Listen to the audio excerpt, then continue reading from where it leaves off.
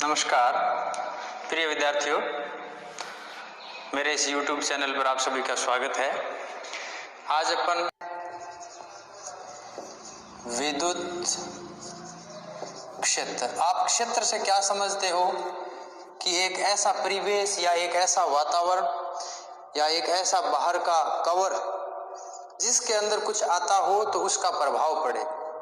क्षेत्र का मतलब ये होता है जैसे स्कूल क्षेत्र, स्कूल का बाहर का परिसर, स्कूल के आसपास, ये स्कूल का क्षेत्र है। ऐसी हर एक किसी भी सिस्टम का अपना एक क्षेत्र है। सिंपली हम कह सकते हैं आवेश का भी अपना एक क्षेत्र है, अर्थात आवेश के चारों ओर का वह प्रभाग, आवेश के चारों ओर का वह प्रभाग जिसमें अन्य आवेश प्रवेश करे तो उस पर आकर्षण या प्रतिकर्षण बल लगता हो या उसके द्वारा अनुभव किया जाए तो उस परिवेश को या उस वातावरण हो जाएगा किसी स्थिर आवेश, किसी स्थिर आवेश के चारों ओर का वह प्रभाग, किसी स्थिर आवेश के चारों ओर का वह प्रभाग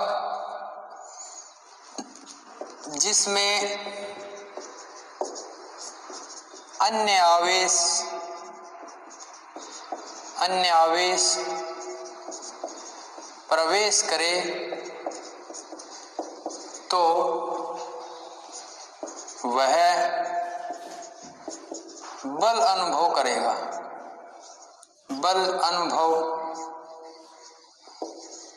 करता हो, बल अनुभव करता है। इस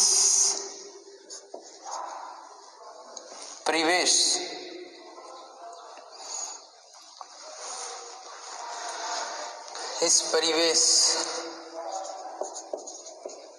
या फिर प्रभाग, रीजन, क्षेत्र, सराउंडिंग, जो भी बोलो आप, इस परिवेश या प्रभाग को उस स्थिर आवेश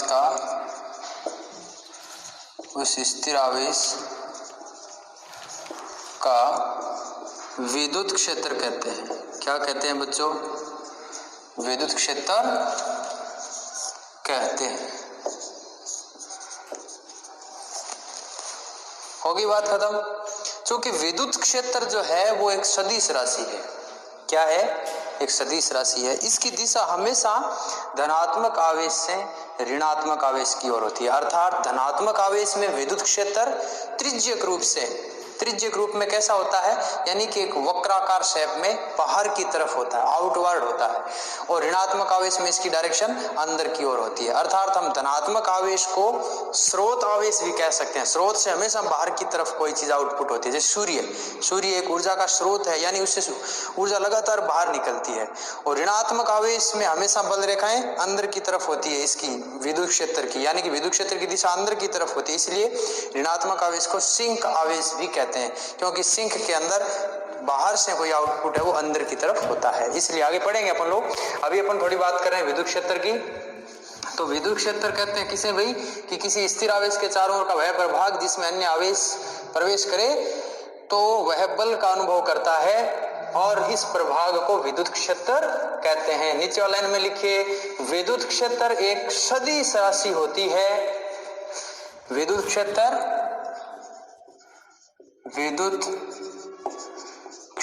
एक सदिश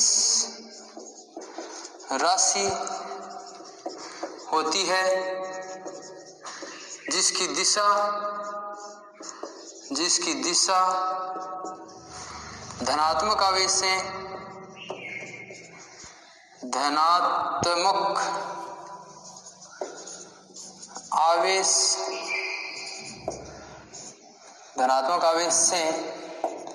किधर होती है भाई?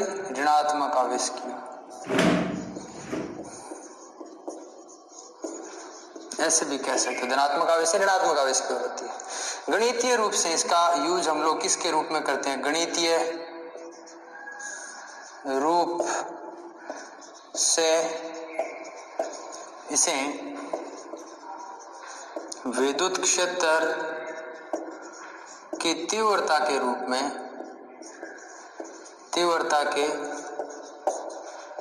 में उपयोग में लेते हैं।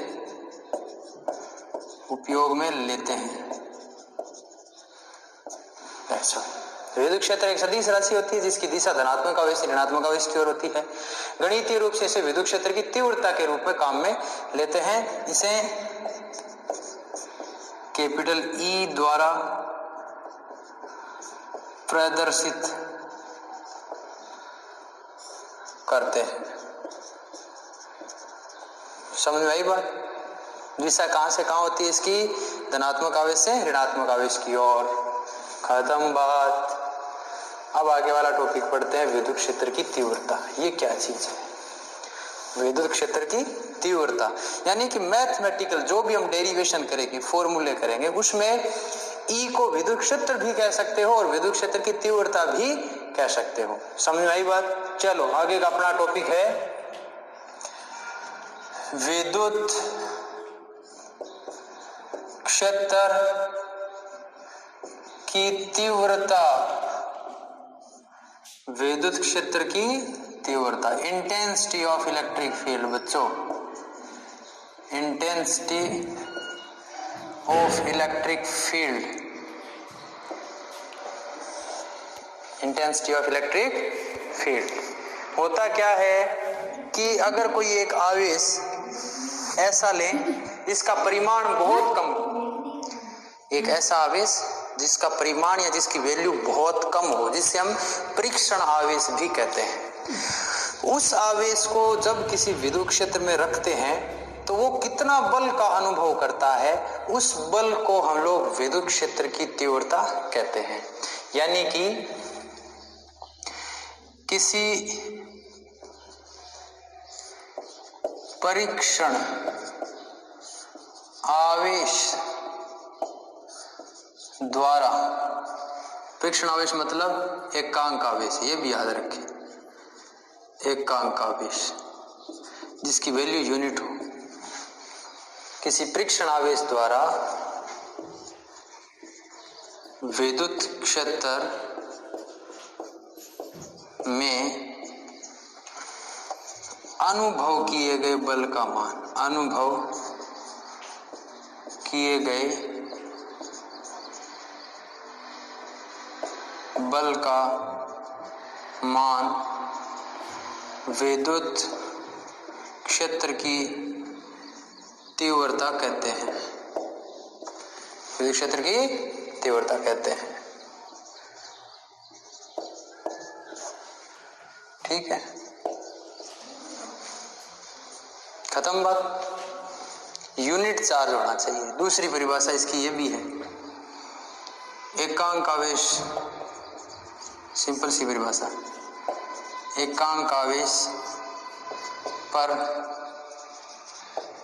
विद्युत क्षेत्र में लगने वाला बल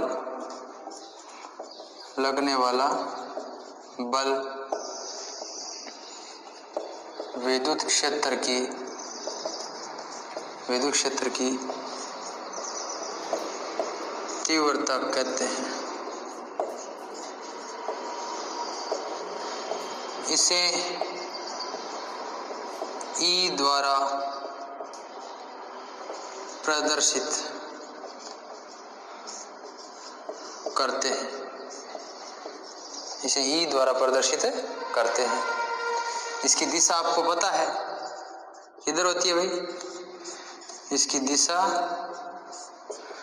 धन आवेश से ऋण आवेश की ओर होती है। अर्थात धन आवेश से यह त्रिज्यक रूप में बाहर की ओर तथा ऋण आवेश में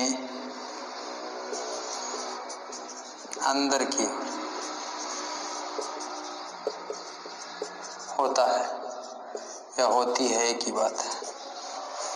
ठीक है, इसकी दिशा किधर होती है भाई? ऋणावेश में तो अंदर की ओर होती है, धनावेश में बाहर की ओर। शाबाश। नेक्स्ट, यदि परीक्षण आवेश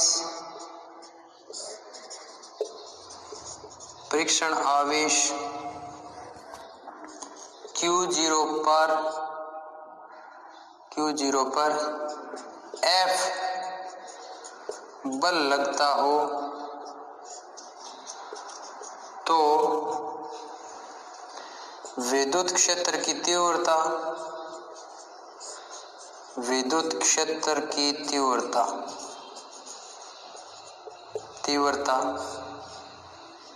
E बराबर बल कितना लगा, आवेश कितना था, दोनों का रेशियो।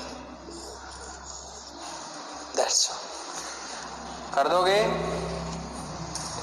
E बराबर F अपॉन Q0। अगर आवेश Q हो तो F अपॉन Q कह देंगे।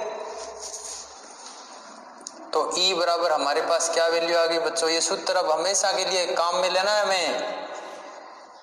E बराबर F अपॉन Q0। F किस में होता है? न्यूटन। ये किस में होता है? कूलाम में। तो फोर्स F कितना हो गया? Q0 into E। ठीक है, यदि आवेश Q हो तो F बराबर Q इंटू E कह देंगे। अब बात हो गई बस केवल आवेश पर। आवेश जितना मान है उसको से गुणा कर। समझ में आ गई बात? नेक्स्ट, अगली बात अपन करते हैं कि एक आवेश के कारण विद्युत क्षेत्र की तीव्रता कितनी होगी। बिंदुवत आवेश के कारण विद्युत क्षेत्र की तीव्रता। अगला टॉपिक क्या है? बिंदुवत। अब एक नोट डाल के बात और लिखनी बीच में। पहले एक बात हम बार बार कह रहे थे, परीक्षण आवेश यानी टेस्ट चार्ज। टेस्ट चार्ज क्या होता है? हम क्या लिख रहे थे कि परीक्षण आवेश का मान अत्यंत कम लिया जाता है।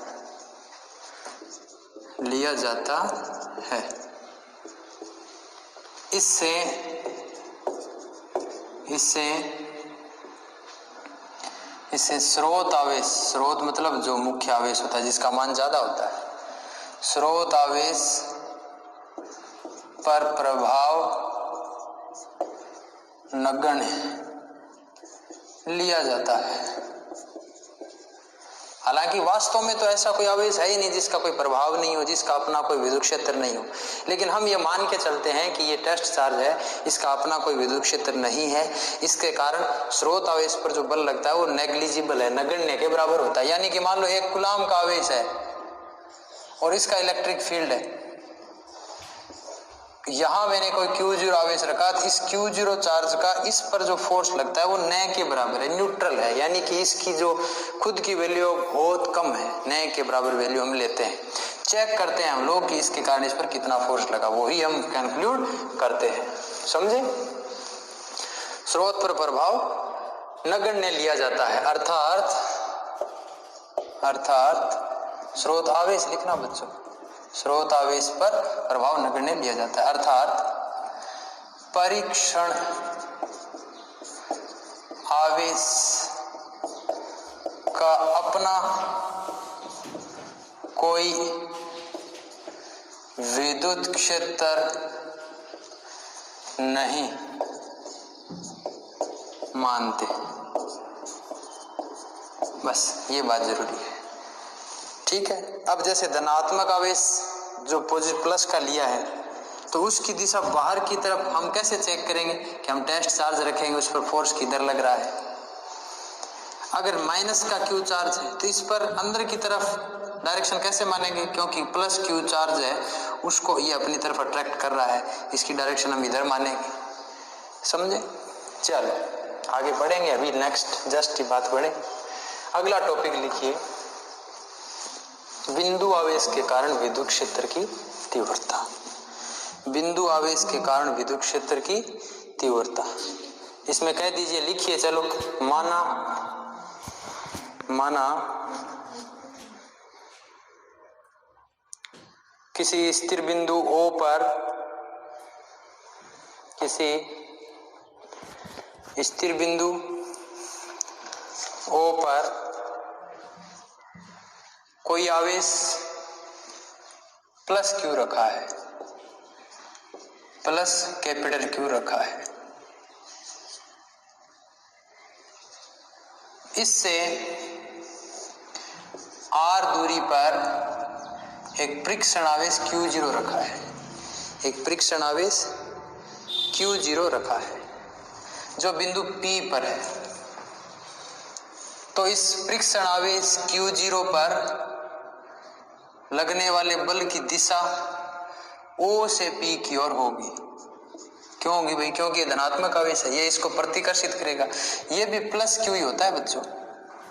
ये टेस्ट चार्ज हम लेते हैं ना, ये भी धनात्मक लेते हैं टेस्ट चार्ज। तो विद्युत क्षेत्र की तीव्रता E भी इधर ही होगी। अतः प्लस Q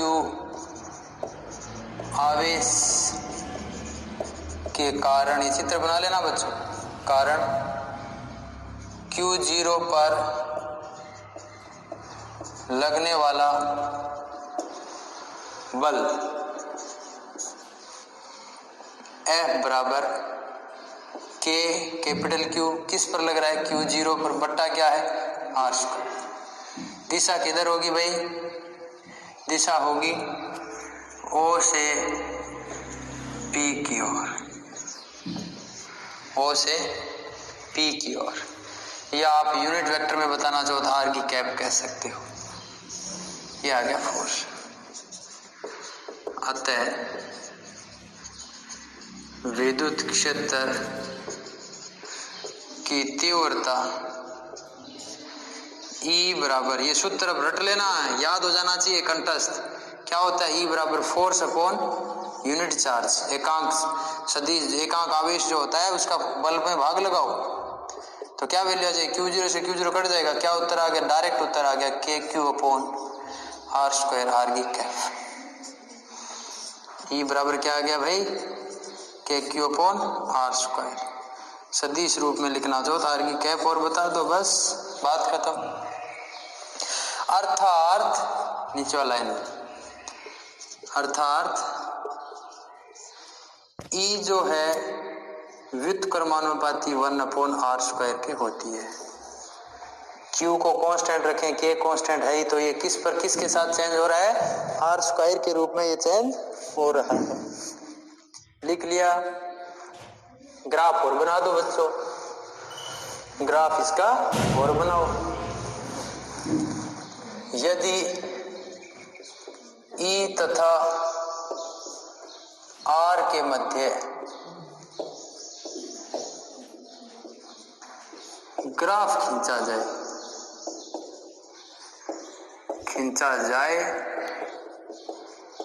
तो कैसा आएगा बच्चों?